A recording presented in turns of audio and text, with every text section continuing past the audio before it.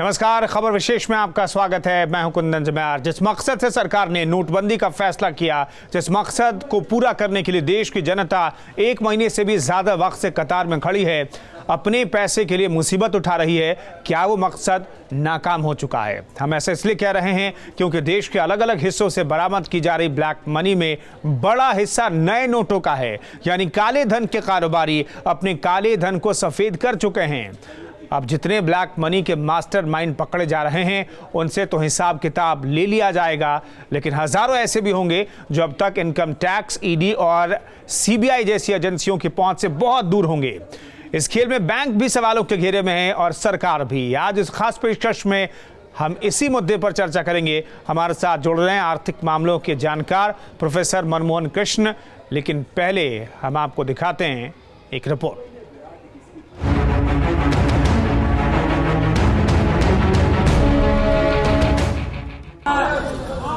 आम आदमी पिछले 1 महीने से बैंक और एटीएम की कतार में धक्के खा रहा है। कहीं पुलिस की लाठियां खा रहा है तो कहीं किसी न किसी वजह से अपनी जान गंवा रहा है। दूसरी तरफ काले धन के कारोबारियों के पास नए नोटों का अंबार लगा है। देश के अलग अलग हिस्सों से बरामद हो रहे नोटों के जखीरों में नए नोटों की बड़ी मात्रा मिलने से हड़कंप मचा हुआ है। ये बरामदगी सरकार और बैंकिंग सिस्टम पर बड़े सवाल खड़े कर रही है। जब एक दिन में एटीएम से 2000 रुपए ही निकल रहे हैं, बैंक से विड्रॉल के जरिए 24,000 की रकम ही मिल रही है, तो काले धन के कारोबारियों के पास इतनी बड़ी संख्या में नए नोटों की खेप कहां से आ रही है? मुझे ऐसे आशंका है कि शायद बहुत से काले धन के कारोबारियों ने बैंक वालों के साथ सांठगांठ करके अपने काले धन को भी सफेद करवाया है। उसके ऊपर भी आप बड़ी जिम्मेदारी होगी मोदी सरकार की कार्रवाई करनी। देश की जनता अपने ही पैसों के लिए तरस रही है और काले धन के खिलाड़ी नए नोटों का जखीरा जमा कर रहे हैं। पिछले कुछ दिनों में देश के अलग अलग हिस्सों से बरामद नए नोटों की खेप पर नजर डालें तो चित्रदुर्ग कर्नाटक 5 करोड़ 70 लाख रुपए, इंदौर मध्य प्रदेश 8 लाख रुपए, हाटीगांव असम 20 लाख रुपए, गोवा 1.5 करोड़ रुपए, बेंगलुरु 4.7 करोड़ रुपए, दिल्ली 2.61 करोड़ रुपए, वेल्लूर तमिलनाडु 24 करोड़ रुपए, सूरत गुजरात 76 लाख रुपए, होशंगाबाद मध्य प्रदेश 43 लाख रुपए, गुड़गांव हरियाणा 10 लाख रुपए, सलेम कर्नाटक 20 लाख रुपए, कोलकाता बंगाल 10 लाख रुपए। नए नोटों के काले धन का बरामद किया गया आंकड़ा इससे भी ज्यादा हो सकता है, लेकिन अगर हम इतने ही नोटों की बात करें तो ये रकम 4 अरब 4 करोड़ 7 लाख रुपए होती है। अगर बरामद किए गए नए नोट बैंक और एटीएम के जरिए आम लोगों तक पहुंचते तो 2,02,350 लोगों को सीधे तौर पर फायदा होता। बैंक और एटीएम पर मारामारी कम होती, लेकिन ये सारे नोट ब्लैक मनी के मास्टरमाइंड तक पहुंच गए। Bureau report, news state, Uttarakhand, Uttar Pradesh. तो छापेमारी के बाद आयकर विभाग के सामने रोहित टंडन को आना पड़ा है। दिल्ली के पौष इलाके में ग्रेटर कैलाश वन में उनके फर्म से देर रात हुई छापेमारी में करोड़ों का कैश मिला था, तो रडार पर वो आ गए और पुलिस और आयकर विभाग के अधिकारी पूछताछ कर रहे हैं। 3 करोड़ के 100 के नोट, 7 करोड़ की हजार की गड्डियां, 2 करोड़ 60 लाख रुपए के नए नोट।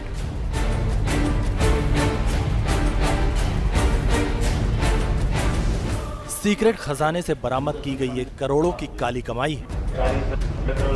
दिल्ली पुलिस की छापेमारी में 13.5 करोड़ रुपए का खुलासा हुआ है। इतना ही नहीं, इस कमरे में नोट गिनने वाली मशीनें भी मिली हैं, जिसके जरिए अवैध कमाई का हिसाब किताब रखा जाता था। दिल्ली के पॉश इलाकों में से एक ग्रेटर कैलाश वन में Tandon and Tandon law firm के ठिकानों पर जब दिल्ली पुलिस की ज्वाइंट टीम पहुंची तो सबकी आंखें खुली की खुली रह गईं। रेड में करीब 2 करोड़ रुपए के नए नोट, बाकी का कैश 500 और 1000 के पुराने नोट में था। कमरे की अलमारी में रुपए ठूस ठूस कर भरे गए थे। आईटी और ईडी को पूरा ब्यौरा दिया गया है। करोड़ों के नए नोट कहां से आए, अब इसकी तफ्तीश हो रही है। 2.60 करोड़ 2000 के नोट्स है, उसकी अभी इनकम टैक्स वाले इन्वेस्टिगेट कर रहे हैं। कि उनका सोर्स क्या है और हम लोग भी उनको सहयोग कर रहे हैं। जिस वक्त छापेमारी हुई उस वक्त केवल केयरटेकर मौजूद था। दिल्ली पुलिस की क्राइम ब्रांच टीम को शक है कि करोड़ों की काली कमाई के तार और भी जगह फैले हो सकते हैं। बताया जा रहा है कि करोड़ों की काली कमाई से नोट एक्सचेंज का खेल चल रहा था, लेकिन इस खेल में कौन कौन से मोहरे शामिल थे इसका खुलासा अभी बाकी है। दिल्ली के पॉश व्हाइट पैलेस में लॉ फर्म के ओनर रोहित टंडन अब आयकर विभाग के सामने हैं। उनसे सवाल है कि कहां से आए ये करोड़ों के कैश। नाम Rohit Tandon, owner Tandon and Tandon law firm, पता R89 greater Kailash one, Delhi. Delhi के पॉश इलाके ग्रेटर कैलाश वन का ये वही ठिकाना है जो दिल्ली पुलिस, आयकर विभाग और प्रवर्तन निदेशालय के रडार पर है। रोहित टंडन की TNT लॉ फर्म पर आयकर विभाग ने 6 अक्टूबर को छापा मारा था। तब रोहित टंडन ने 125 करोड़ रुपए की संपत्ति का खुलासा किया था। साल 2014 में टंडन ने रुइया परिवार से तकरीबन 100 करोड़ रुपए की कीमत का एक बंगला भी खरीदा था। 2005 में रोहित टंडन ने जींस नाम की एक लॉ फर्म खोली, जिसके बाद 2014 में टंडन ने TNT नाम से एक और फर्म खोली। उनके ऊपर 2 महीने पहले इनकम टैक्स की रेड हुई थी, जिसमें के बाद इन्होंने करीब 125 करोड़ अनडिस्क्लोज्ड इनकम का इन्होंने डिस्क्लोजर किया था, जो प्रीवियसली अनडिस्क्लोज्ड थी। करीब 2 महीने पहले की बात है। रोहित टंडन मूल रूप से पंजाब का रहने वाला है। वो सुप्रीम कोर्ट में वकालत भी कर चुका है। कोर्ट कचहरी की आड़ में उसने नेताओं से अपनी करीबी गांठ ली और पावर के दम पर पैसों का खेल शुरू कर दिया। काले धन के धन कुबेर पर शिकंजा कसा तो साजिशों की परतें खुलने लगीं। राजधानी दिल्ली में जमाखोरों की जड़ें कितनी गहरी हैं, ये तस्वीरें उसकी गवाही दे रही हैं। तो क्या सारा काला सफेद हो चुका है? ये अपने आप में एक बड़ा सवाल है। नए नोट बड़ी तादाद में जब पकड़े जा रहे हैं तो ये सवाल लाजमी भी हो जाता है। हमारे साथ विनोद मिश्रा लखनऊ से जुड़ रहे हैं, हमारे सहयोगी, और अर्थशास्त्री प्रोफेसर मनमोहन कृष्ण भी हमारे साथ जुड़ रहे हैं, उनसे भी बातचीत करेंगे। प्रोफेसर मनमोहन, हमें सबसे पहले ये समझाइए कि अब सरकार एक्शन मोड में दिखाई पड़ रही है। दरअसल सरकार की जो कवायद है, बड़ी मुहिम है काला धन और बाकी मकसद के साथ, उस मुहिम को डिरेल बैंक के कर्मचारी करें और अब जाकर के ऐसा लग रहा है कि बैंक पर शिकंजा कसने जा रही है केंद्र सरकार, क्योंकि 500 बैंकों के CCTV फुटेज मंगाए गए हैं। लेट हो गई है क्या, देरी हो गई है क्या? देखिए, जो काला धन सफ़ेद होने की बात हो रही है उस विषय में पहले तो हम लोग ये समझ लें कि सरकार के खुद के अनुसार 500 के और 1000 के 14.5 लाख करोड़ के नोट बाहर थे, जिसमें से अभी 12 लाख करोड़ के ही वापस आए हैं, 2.5 लाख करोड़ के वापस नहीं आए जी। ऐसा सरकार का खुद का मानना है कि अभी 2.5 लाख करोड़ में से बहुत ज़्यादा वापस नहीं आएगा, यानी काला धन हम लोगों ने लगभग समाप्त कर दिया है जी। लेकिन जो दिखाई दे रहा है वो आपको tip of the iceberg, Bharat में कितने बैंक हैं, कितने लाख कर्मचारी हैं, सब कर्मचारियों पर नज़र रखना, या आयकर विभाग जो है वो कितना ज़्यादा कार्य करता है। अगर आयकर विभाग पहले से ही कार्य कर रहा था इतना अच्छा और इतनी ज़्यादा छापेमारी करता रहता तो क्या इतना बड़ा काला धन इकट्ठा हो पाता जी। ये देखिए आई वॉश है। आई वॉश का मतलब है कि हमने 2, 4, 10 जगह पर इस तरह के छापे मारे, 500 की खंगाल ली। अब ये बतलाने की कोशिश की जा रही है जनता को कि काला धन के प्रति हम बहुत सावधान हैं, क्योंकि जो विमुद्रीकरण था इनको बिल्कुल स्पष्ट लगने लगा है कि बिल्कुल असफल सा हो गया है, क्योंकि उसने जितनी बातें इन्होंने सोची थी उनमें से तो कोई पूरी हुई नहीं, क्योंकि नए नोट भी भारी मात्रा में पकड़े जा रहे हैं। इसका मतलब है कि लोगों के पास मुद्रा अपने आप पहुंच जाती है, वो बैंकों के माध्यम से पहुंचती है या पेट्रोल पंपों के माध्यम से पहुंचती है या किसी और दलाल के माध्यम से पहुंचती है। इसके बारे में सरकार को कोई जानकारी अभी तक नहीं है। सरकार छापेमारी करके ये बतलाने की कोशिश कर रही है कि देखिए हम काले धन के प्रति कितने सावधान हैं, लेकिन ये काला धन है या सफेद धन है ये तो कानून के बाद पता चलेगा। जैसे अभी आप लोग जो रुइया जी की बात कर रहे थे या राजीव टंडन जी की बात कर रहे थे, इन्होंने इतना पैसा कमाया, ये आज ही नहीं कमाया, 2005 में भी इनके पास इतना पैसा पाया गया, 12 में भी पाया गया। ये पैसा आखिर इनके पास आता कहां से है? और 2 क्या महीने ये पहले वाकई कोई और धंधा करते हैं? और 2 महीने पहले भी, और अगर ऐसा ही ट्रैकिंग सिस्टम होता तो ये पैसे शायद वो अपने पास रखने की हिमाकत पे नहीं करता। शायद सरकार को और विभाग को भी पता था कि इस व्यक्ति के पास इतने पैसे हो सकते हैं, इसलिए दोबारा से छापेमारी की गई। मैं इसीलिए कह रहा हूं कि आप अंदाज लगाइए कि एक आदमी के पास 2 महीने पहले भी इतने पैसे थे, 2 महीने के बाद भी इतने पैसे आ गए, तो या तो सरकार का ट्रैकिंग सिस्टम और इनकम टैक्स और बाकी सारे सिस्टम पूरी तरह से असफल हो चुके हैं। जी बिल्कुल, बनाने का प्रयास कीजिए, एफिशिएंट बनाने का प्रयास कीजिए। इस विमुद्रीकरण से लाखों लोगों को परेशान करके आखिर क्या मिलेगा हम लोगों को?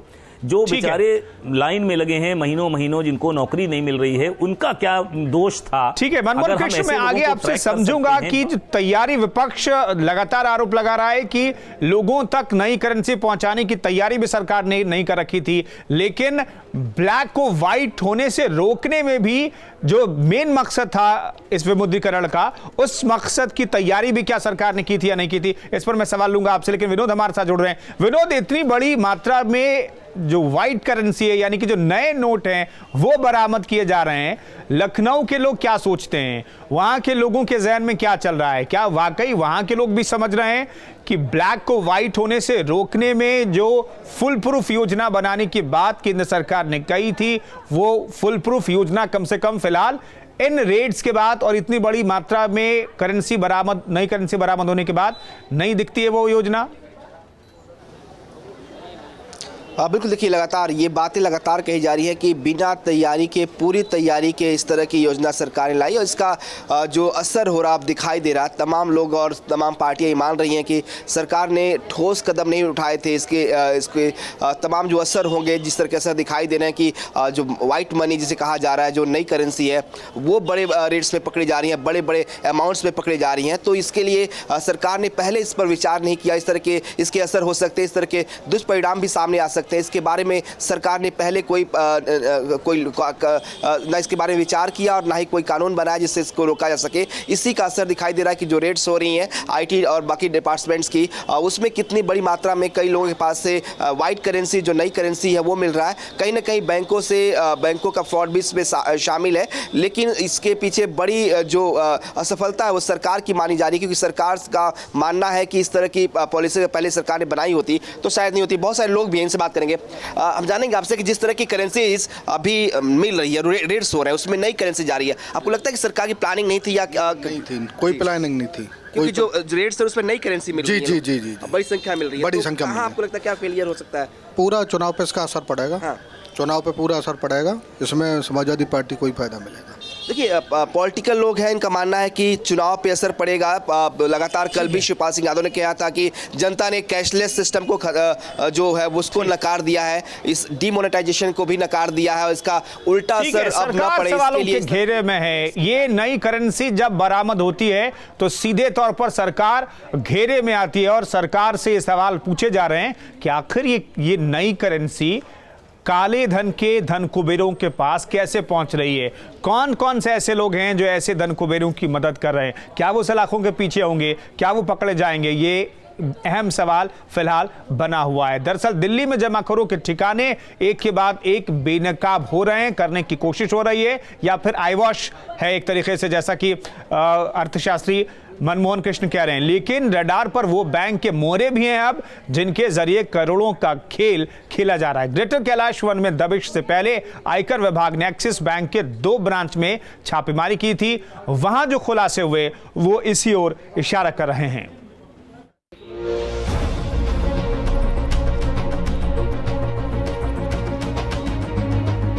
करोड़ों की ब्लैक मनी पर शिकंजा कस रहा है तो बैंकिंग सिस्टम भी कटघरे में नजर आ रहा है। इसका खुलासा राजधानी दिल्ली में हुआ, जब फर्जी खातों के जरिए करोड़ों रुपयों के खेल का वारा न्यारा किया जा रहा था। एक्सिस बैंक की कश्मीरी गेट ब्रांच से 19 कर्मचारियों को निकाले जाने के बाद अब उसकी चांदी चौक ब्रांच में 450 करोड़ रुपए जमा करने का खुलासा हुआ। आयकर विभाग ने छापेमारी में पाया कि बैंक ने नोटबंदी के बाद से 44 फर्जी अकाउंट्स में करीब 100 करोड़ रुपए जमा कराए। इस मामले में 5 बैंक अफसरों से पूछताछ भी की गई।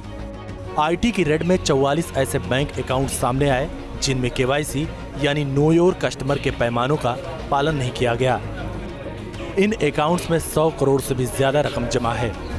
बैंक अधिकारी सवालों के घेरे में हैं। इससे पहले 5 दिसंबर को आईडी ने एक्सिस बैंक के 2 मैनेजरों को गिरफ्तार किया। आरोप है कि ये दोनों मैनेजर 40 करोड़ की ब्लैक मनी को नए नोटों में बदलने के खेल में शामिल रहे। आरोपी मैनेजर शोभित और विनीत सिन्हा दिल्ली की कश्मीरी गेट ब्रांच में पोस्टेड थे। ईडी ने 3 किलो गोल्ड ब्रिक्स भी बरामद की। 8 नवंबर के बाद से काले धन वालों में हड़कंप मचा है। ब्लैक मनी को व्हाइट करने के लिए बेईमानों ने बैंकों के कर्मचारियों को मोहरा बनाना शुरू कर दिया और ये सब हो रहा है पर्दे के पीछे। लेकिन जिस तरह से एजेंसियों ने जाल बिछाया है उससे लग रहा है कि काली कमाई के धन कुबेरों की मुश्किलें बढ़ने वाली हैं।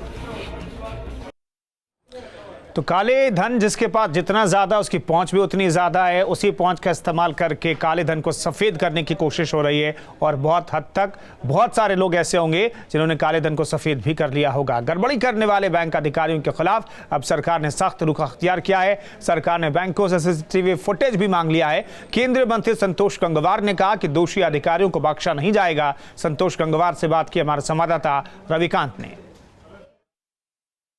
प्रधानमंत्री ने 500 बैंकों की शाखाओं में स्टिंग ऑपरेशन कराया है और उनकी सीडी जो है वित्त मंत्रालय को पहुंच गई है, जिसमें साफ तौर पर दिखता है कि बैंक के बड़े अधिकारी काले धन को सफ़ेद करने में लिप्त हैं।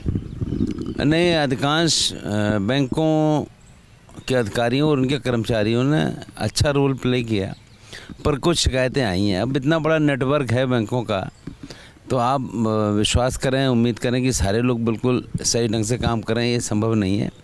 पर जहाँ जहाँ शिकायत मिली है उस पर सरकार सतर्क है। तो सीडियाँ वित्त मंत्रालय को पहुँची हैं, क्या आप लोग उससे देख चुके हैं किस तरीके की गड़बड़ी, किस लेवल पर गड़बड़ी हो रही है? नहीं, जिनको देखना है वो देख रहे हैं और जो प्रभावी कदम उठाया जाना है उसमें कभी भी कहीं पर भी कोताही नहीं बरती जाएगी। न्यू इंटेलिजेंस के जो ऑफिसर हैं वो ये कह रहे हैं कि आम पब्लिक जो है क्यू में खड़ा है और उनके पास पैसे नहीं पहुंच पा रहे हैं, लेकिन बैंक के जो अधिकारी हैं, चाहे प्राइवेट सेक्टर के बैंक हों चाहे गवर्नमेंट सेक्टर के, वो अपनी भूमिका नहीं निभा रहे हैं। तो एक बार फिर जो सरकार की मुहिम है उससे बैंक के माध्यम से धक्का लग रहा है। नहीं, जो नहीं निभा रहे हैं उनके खिलाफ कदम उठाया जा रहा है और इसको हम बहुत ही अच्छे ढंग से बात कर रहे हैं कि जहाँ कहीं भी कोई अधिकारी या कर्मचारी कोई ऐसा व्यवहार कर रहा है जो सामान्यता के विपरीत है, उस पर प्रभावी कदम और कार्रवाई की जाएगी। कब तक उम्मीद करें कि सर बैंक के इन अधिकारियों के खिलाफ कार्रवाई हो जाएगी? ना, वो तो प्रक्रिया सतत प्रक्रिया जारी है और आप देखें कि इसमें प्रभावी कदम उठा भी लिए गए हैं और इसमें किसी को छोड़ा नहीं जाएगा, इतना ही मैं कह सकता हूँ। यानी आप ये मानते हैं कि बैंक के जो अधिकारी हैं वो गड़बड़ कर रहे हैं?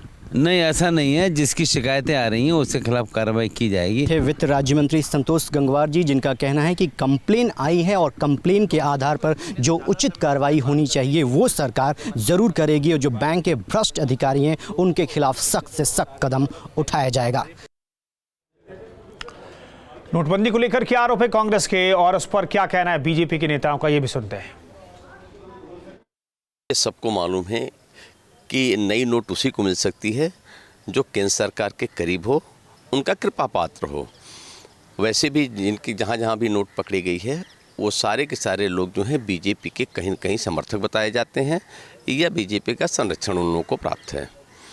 कांग्रेस पार्टी यही तो कह रही है, हमारे नेता माननीय राहुल गांधी जी तो यही कह रहे हैं कि ये नोटबंदी सबसे बड़ा घोटाला है। ये लड़ाई ही भ्रष्टाचार के खिलाफ है।